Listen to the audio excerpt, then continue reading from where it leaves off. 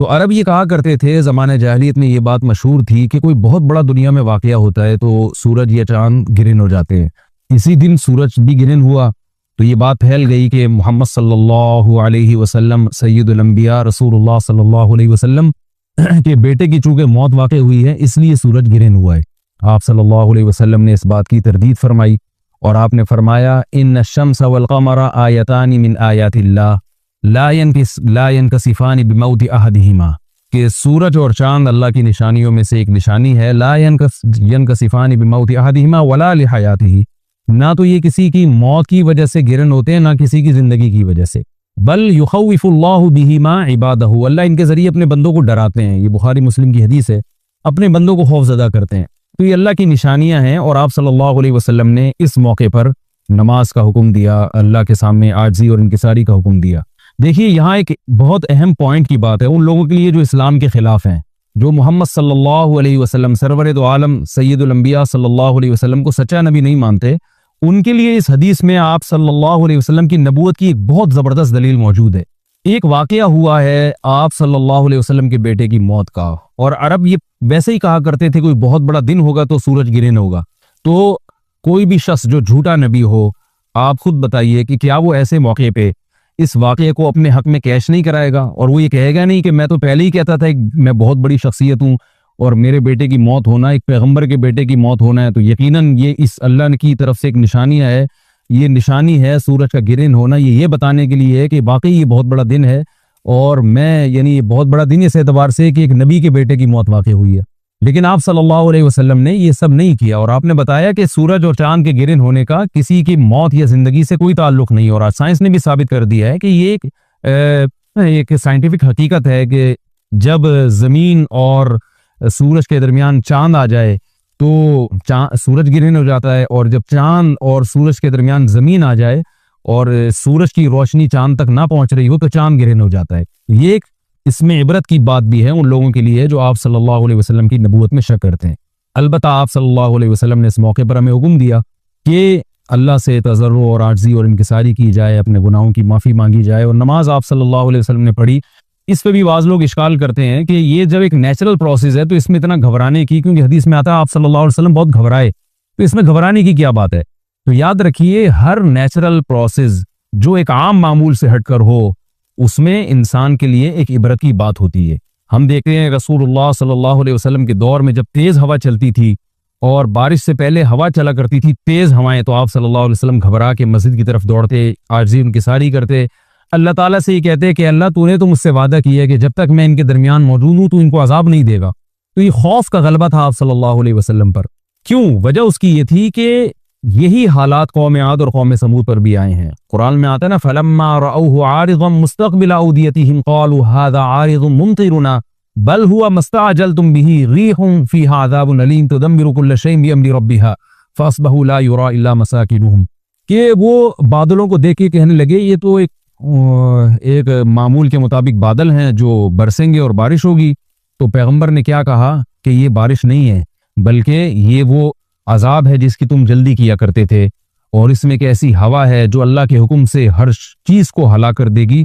और फिर उन पर एक हफ्ता अजाब आया और कुरान कहता है कि वो ऐसे पढ़ के हलाक हो गए कि फतरल कौम फीहा सरा कअन्नहुम आजाज़ु नखलिन खाविया। ए मुखातब अगर तू उनको देखता तो ऐसे लगता खजूर के तने हैं जो ऊंधे पड़े हुए हैं। तो ऐसे हवा ने उनको तहस नहस कर दिया। तो ये आम मामूल से हटके जब भी इस कायनात में कोई तगय्युर आता है तो अल्लाह की निशानियों में से एक साइंटिफिक हकीकत भी है, उसकी एक लॉजिक भी है, लेकिन उसके साथ साथ अल्लाह की निशानियों में से एक निशानी भी है। और ऐसी निशानी है जिससे हमें डरना चाहिए कि अल्लाह ताला को इख्तियार है, वो जब चाहे सूरज की रोशनी छीन ले, चाहे किसी भी तरह से छीने। और ये भी एक साइंटिफिक हकीकत है जो आप सल्लल्लाहु अलैहि वसल्लम की नबूवत पर जिसने एक मोहर लगा दी है कि सूरज और चांद का गिरहन होना, अगरचे एक लॉजिक है कि चांद सूरज के सामने आ जाए तो सूरज गिरहन हो जाता है, लेकिन इस बारे में जो हमारी तहकीक है, जो साइंसदान कहते हैं कि ये वक्त इस यानी खतरे का वक्त होता है। सूरज से ऐसी खतरनाक रेज निकलती हैं जो नुकसान का सबब बन सकती हैं। तभी बाज़ हजरात सूरज की तरफ देखने से भी मना करते हैं। और यानी निज़ाम में थोड़ी एक आम नॉर्मल रूटीन से हटके इस कायनात का निज़ाम चलता है, तो इसलिए ये इस कायनात के लिए, ज़मीन के लिए डेंजरस हो सकता है। और जो ग्रेविटी और जो कशिश का निज़ाम है उसमें भी खलल वाक़ होता है। तो ऐसा नहीं है कि ये बिल्कुल एक नॉर्मल कंडीशन होती है और इसका कोई नुकसान ही नहीं है, ये बिल्कुल गलत है। इसमें नुकसान का बहरहाल खतरा है और इस बात का इम्कान मौजूद होता है कि कुदरत इंसानों से इंतकाम ले या इंसानों को नुकसान पहुंचाए। और वैसे भी जिनके दिलों में अल्लाह का खौफ होता है वो तो वैसे ही अल्लाह के वहुम मिन खशियती ही, कुरान मजीद में अल्लाह ताला के इरशाद है कि मुशरिकीन बार बार ये सवाल पूछते थे क़यामत कब आएगी कब आएगी। अल्लाह फरमाते हैं लेकिन जो मोमिनीन हैं उनको इससे गरज नहीं है कि कब आएगी। वल्लदीन आमनू मुशफ़िक़ून मिन्हा, वो तो क़यामत से घबराते हैं कि पता नहीं अभी ना आ जाए। तो जिसके दिल में अल्लाह का खौफ होता है उसके ज़िंदगी गुजारने का तरीका कुछ और होता है। वो बातें अल्लाह से डरता है, उसको अल्लाह से डरने का बहाना चाहिए, उसको तौबा का बहाना चाहिए। तो इस बहस में पढ़ना कि ये तो एक लॉजिकली एक सूरज की रोशनी गायब हो जाएगी, वो ठीक है, ये साइंसदानों का शोबा है कि क्यों गायब हो रही है, माहिरीन फल्कियात का शोबा है। लेकिन अहले ईमान का जो काम है इस मौके पर, उनका जो वजीफा है वो ये कहें कि अल्लाह की निशानियों में से एक निशानी है, अल्लाह अपनी कुदरत दुनिया में दिखाता है कि मैं ये भी कर सकता हूँ, चाहे किसी भी तरीके से करूँ। तो हमें इस मौके पर बाहर अल्लाह के सामने झुकना चाहिए, अपने गुनाहों से माफ़ी मांगनी चाहिए और वही अमल करना चाहिए जो रसूलुल्लाह सल्लल्लाहु अलैहि वसल्लम ने हमें बताया है। और इस बारे में जो तवहुमात फैले हुए हैं उससे भी हमें इज्तिनाब करना चाहिए। जैसे नबी सल्लल्लाहु अलैहि वसल्लम ने अरबों के वहम को दूर किया, भाई इसका किसी की मौत और जिंदगी से कोई ताल्लुक नहीं है। तो इसी तरह आजकल लोगों में एक सूरज और चांद गिरन होने के बारे में वहम भी बहुत है कि पता नहीं क्या हो जाएगा, हामिला औरतें ना निकलें, फलाना ना करे, फलाना खरबूजा ना खाए, इस मौके पर किसी ने तरबूज खा लिया तो ये हो जाएगा। उल्टी उल्टी बातें पता नहीं क्या क्या मशहूर है। ये खरबूजे तरबूज की तो मैं वैसे ही मिसाल दे रहा हूँ। तो कोई भी चीज़ जब कहनी हो तो पूरी तरह से उसकी रिसर्च करें। मुझे नहीं पता हामिला औरत को फायदा होता है नुकसान होता है सूरज गिरन होने से, लेकिन अगर नुकसान भी होता है तो उसकी कोई मुस्तनद दलील होनी चाहिए आपके पास, ऐसे ही सुनी सुनाई बातें आगे नकल ना करें। तो बहरहाल हमें जो करने का काम है जो रसूलुल्लाह सल्लल्लाहु अलैहि वसल्लम ने बताया है वो काम बुखारी और मुस्लिम की हदीस के मुताबिक नमाज है, इनफरादी भी है, जमात से भी है। मुस्तहब भी है कि जमात से नमाज पढ़ी जाए मस्जिद में या किसी भी मैदान में, और 2 रकतें इमाम पढ़ाएंगे और उसमें सिर्रन तिलावत भी कर सकते हैं, जहरी तिलावत भी कर सकते हैं, दोनों राय हैं उलमा की। आजकल जहरी को इसलिए तरजीह दी जाती है कि सलाते कुसूफ में जो रसूलुल्लाह सल्लल्लाहु अलैहि वसल्लम की सुन्नत है वो लंबी नमाज है, तो लंबी नमाज पढ़ेंगे तो अगर आप आहिस्ता आवाज से पढ़ेंगे तो लोगों को थकावट का एहसास ज्यादा होता है, जहरी पढ़ेंगे तो थकावट का एहसास कम होता है। तो इसलिए दोनों कौलों पे फतवा दिया जाता है, वो एक कौल राजे है और एक में आसानी है। तो आसानी इस कौल में है कि जहरी तिलावत की जाए, इसमें लोगों को नमाज में खड़ा रहना आसान होता है। तो लंबी से लंबी नमाज पढ़ी जाए, इसमें 2 रकतें पढ़ी जाएं और खूब तूल दिया जाए उसको, और इतना तूल देना कि लोगों का खतरा हो कि नमाजी छोड़ के भाग जाएंगे, ये बहरहाल दुरुस्त नहीं है, क्योंकि आप सल्लल्लाहु अलैहि वसल्लम ने इमाम को मुख्तदियों की रियायत का हुक्म दिया है। और कोई जमात से नमाज में शरीक नहीं हो सकता तो घर में नमाज पढ़े, इनफरादी नमाज पढ़ें।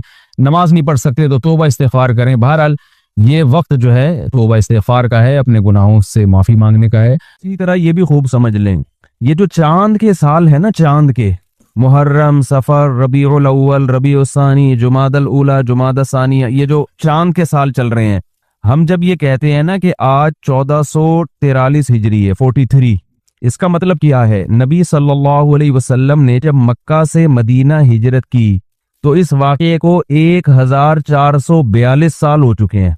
1442 साल। इसमें धांधली मुमकिन नहीं है, इसलिए कि उस वक्त से तारीखें साल नोट करना शुरू। अब मुसलमान दुनिया भर में फैल गए थे, ये मुमकिन नहीं है कि कोई मुस्लिम इसमें गड़बड़ करे कि नहीं जी 1 साल आगे पीछे कर लो या 1 महीना आगे पीछे कर लो, हो नहीं सकता। तारीख एक आगे पीछे हो सकती है, जैसे पेशावर में 1 दिन पहले यकम रमजान है, हमारे यहाँ अगले दिन यकम रमजान है, बस वो 1 दिन का घपला होगा, इससे ज्यादा हो नहीं सकता। और वो घपले का भी पता होगा कि यार वहां घपला हुआ है या यहाँ हुआ है या कहीं भी नहीं हुआ, वो एक अलग बहस है। लेकिन इससे ज्यादा तारीखों में हेर फेर मुमकिन है नहीं, मुमकिन नहीं है। वजह उसकी है कि भाई चांद तो पूरी दुनिया देख रही है ना, तो इस्लाम ने जो कमरी साल को, जो चांद के सालों पर बुनियाद रखी है ना, उसकी एक हिकमत ये भी है कि इसमें पूरी दुनिया मुत्तफिक होके भी घपला करना चाहे तो ये घपला मुमकिन है नहीं। जबकि उस जमाने में जो शमसी साल थे, जो सूरज को देखे महीने जनवरी, फरवरी, मार्च, अप्रैल, उस जमाने में उसमें घपला मुमकिन था। यही वजह है कि गोरे इस बात के मोतरिफ हैं कि ये जो शमसी साल है ना, आज हम कहते हैं सन 22, हम जो कहते हैं ना सन 2022, यानी हजरत ईसा अलैहिस्सलाम की विलादत को 2021 साल गुजर चुके हैं, 2022वां साल शुरू है। तो ईसाई इस बात के मोतरफ हैं कि ये 100% यकीनी नहीं है, इसमें घपला किया गया है हुक्मरानों की तरफ से। महीनों में घपले हुए हैं कि फरवरी को थोड़ा साइड पर ले जाओ, मार्च को थोड़ा आगे ले आओ। ये घपले दरमियान में हुए हैं, बहुत बड़े पैमाने पर नहीं हुआ, लेकिन पोप ने किए हैं अपने, कुछ कोई भी मफाद था किसी का। लेकिन अब मुमकिन नहीं है, क्योंकि अब तो साइंस ने इतनी तरक्की कर ली, अब तो पूरी दुनिया में फैल गया ना ये। उस वक्त इम्कान था इस बात का, चांद का इम्कान नहीं था, क्योंकि चांद में क्या होता है कि वो चांद अपनी तारीखें कैलेंडर बना के खुद बता रहा होता है। जब बुलंद होता है ना आसमान पे, जब 14वीं का होगा तो किसी में दम ही नहीं है कि इसको पहली का चांद बोल दे, सही है ना। फिर जब गायब होगा तो यकीनन अगला महीना ही शुरू हो रहा है। इसमें कोई दुनिया की ताकत ये कर नहीं सकती थी कि अगला महीना शुरू नहीं हो रहा, तो इसमें घपले का इम्कान था ही नहीं। इसलिए इस्लाम ने असल रखा चांद के साल को और दूसरे नंबर पे रखा शमसी साल को। ये सूरज का साल है वो दूसरे, लेकिन इस्लाम की जो बेसिक इबादतें होंगी किस पे होंगी, वो चांद पे चलेंगे।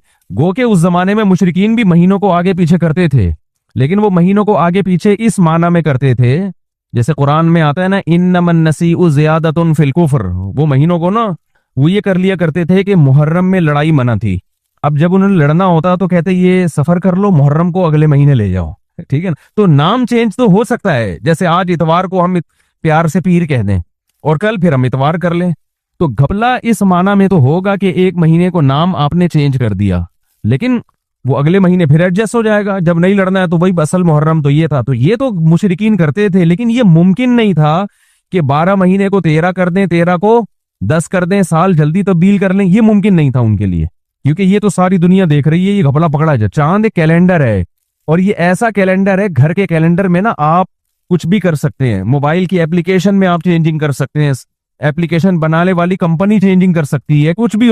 अब तो खैर इसलिए मुमकिन नहीं है कि ये खबरें मुतवातिर बन गई है ना, पूरी दुनिया में ऐप्स इस्तेमाल हो रही हैं। अब शमसी सालों में तब्दीली मुमकिन नहीं है, लेकिन जब इस्लाम दुनिया में आया था तो ये सूरज से काउंट किया जाता है ना, इसमें तब्दीली मुमकिन थी, क्योंकि ये माहिरीन फल्कियात कैलकुलेशन करते थे, और माहिरीन फल्कियात लाखों में एक होते थे, पूरी दुनिया उन पर एतमाद करती थी। वो अगर गड़बड़, उनको पैसे खिला के कुछ भी करवा लो, बादशाह ने गन पॉइंट पे करवा लिया, यानी मुमकिन था।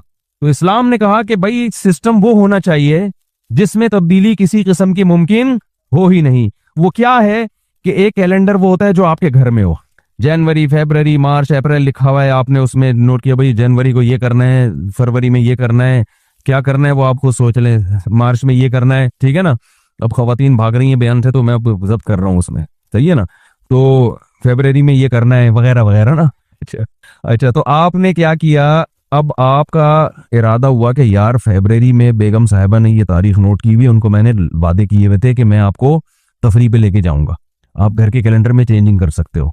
हकीकत है, आप किसी से बोला यार कैलेंडर बना दे, फरवरी को मार्च कर दे या जनवरी कर दे, ताकि एक महीना डिले हो जाए, लगा दो, नहीं पकड़ा जाएगा आदमी। अगर आपकी बीवी घर से बाहर कभी निकलती नहीं है, उसको दुनिया का पता ही नहीं है, कोई देहाती है, वो देख के धोखे में आएगी ना उसको आपके हाथ में। तो नबी सल्लल्लाहु अलैहि वसल्लम के दौर में ये मुमकिन था, लेकिन चांद एक ऐसा कैलेंडर है जो आसमान पे होता है, कोई चांद पे जाके भी उसकी चेंजिंग नहीं कर सकता। चांद के मामले में आप बेगम को या किसी को भी धोखा दे ही नहीं सकते।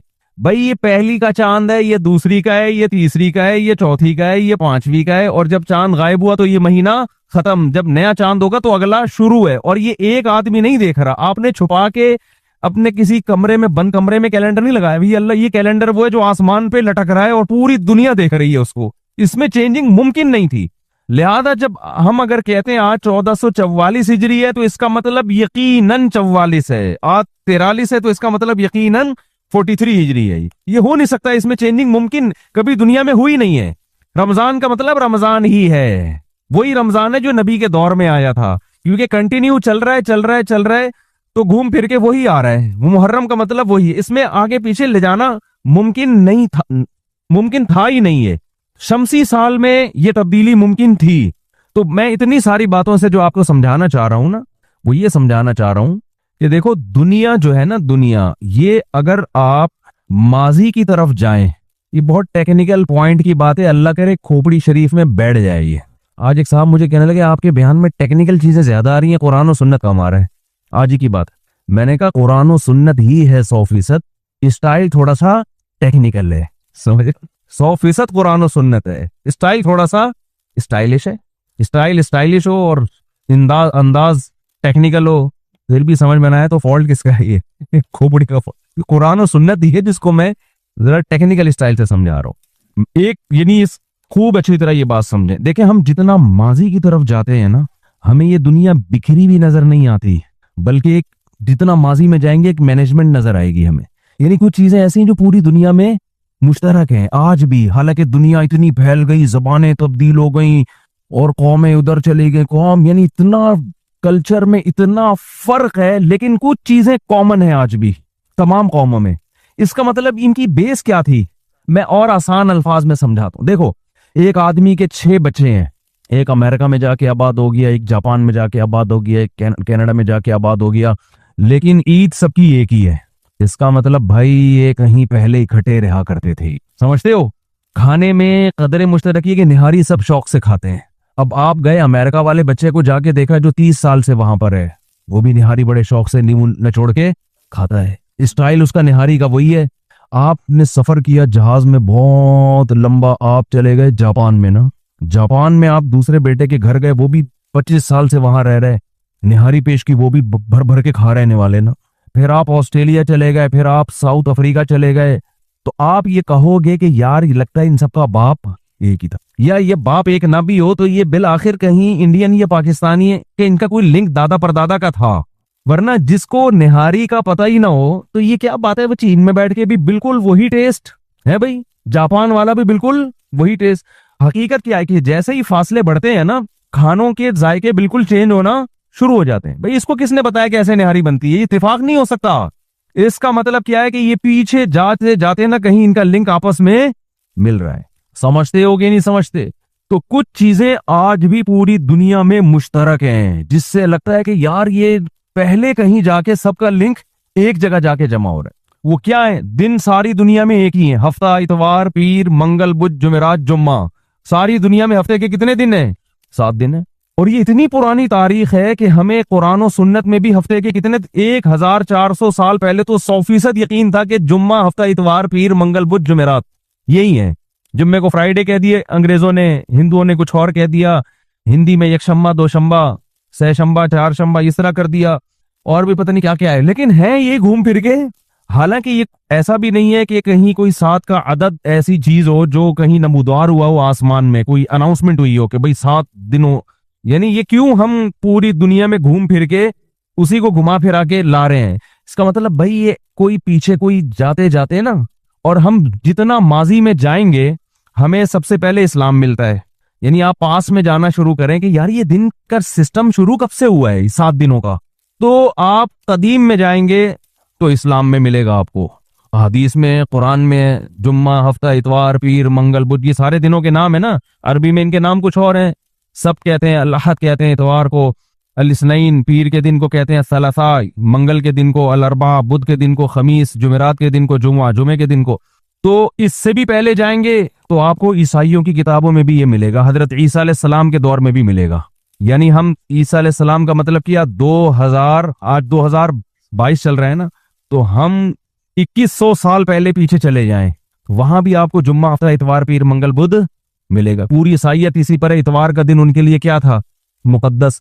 इससे और पीछे जाएं आप, मूसा अलैहिस्सलातु वस्सलाम, जिनकी तारीख और भी ज्यादा पुरानी है। यानी तकरीबन इब्राहिम अलैहिस्सलाम, हमें इब्राहिम अलैहिस्सलाम की जो तारीख है तकरीबन आज से 4000 साल पहले है, ठीक है ना। फिर उन्हीं की औलाद में याकूब अलैहिस्सलाम, फिर यूसुफ अलैहिस्सलाम, फिर मिस्र में मूसा अलैहिस्सलाम। तो हम फर्ज कर सकते हैं कि 4000 और 2000 के दरमियान में कोई होगा 3000 साल फर्ज कर लें आप। एक्यूरेट तारीख तो हमें मालूम नहीं है ना।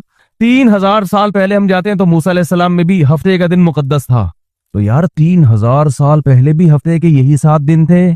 इसका मतलब ये वो निहारी है जो मूसा अलैहिस्सलाम के दौर में भी बनती थी। इस निहारी को ना चाइना वालों ने छोड़ा, ना जापान वालों ने छोड़ा, ना अफ्रीका वालों ने छोड़ा। नहीं आ रही समझ, मेरा ख्याल है बात। ये वो निहारी है। कुरान कहता है कि अल्लाह ने 7 दिन बनाए हैं। इससे साफ पता चलता है कि ये पैगंबरों की तालीमात थी कि हफ्ते को 7 दिनों में डिवाइड करना। यानी आसमानी मजाहिब इन 7 दिनों को फोकस करते रहे हैं। इनकी बेस कहां जाके शुरू होती है? बोलो ना भाई, पैगंबरों से, क्योंकि पैगंबरों ने ये 7 दिन लोगों में मुतारिफ करवाए हैं। फिर यहूदियों को बताया कि हफ्ते का दिन तुम्हारे लिए मुकद्दस। फिर ईसा अलैहिस्सलाम ने ईसाइयों को बताया तुम्हारे लिए मुकद्दस कौन सा है, इतवार का दिन। फिर इस्लाम ने बताया कि तुम्हारे लिए मुकद्दस कौन सा है, जुमुआ का दिन। समझ में आ रही है बात कि नहीं आ रही है? मुफ्ती तारिक मसूद साहब के बयानात सुनने के लिए youtube.com/मुफ्ती तारिक मसूद को सब्सक्राइब करें। और अगर आप लाइव वीडियो को कभी भी मिस नहीं करना चाहते हैं तो सब्सक्राइब करने के बाद बेल आइकन पर क्लिक करना मत भूलें। जज़ाकल्लाह।